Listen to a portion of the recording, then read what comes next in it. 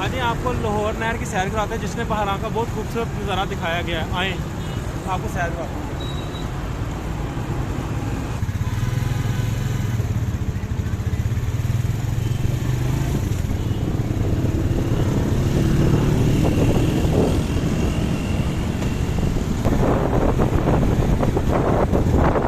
ये देखें जी, गुल्ली डंडा का नज़ारा दिखाया गया है। ये जी धागे बांधे जा रहे हैं जी। ये देखें जी, बच्चियों का बहुत खूबसूरत खेल। ये रोटियां लगाई जा रही है तंदूर के अंदर।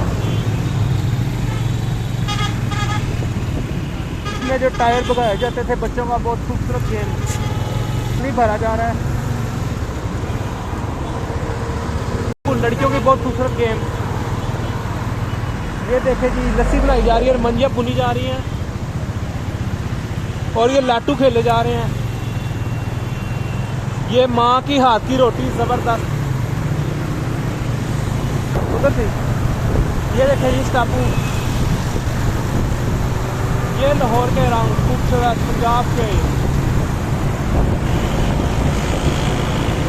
शहर का नज़ारा। ये रात का नज़ारा जी, ज़बरदस्त। ये जश्न बहारा मनाने की तैयारी की जा रही है।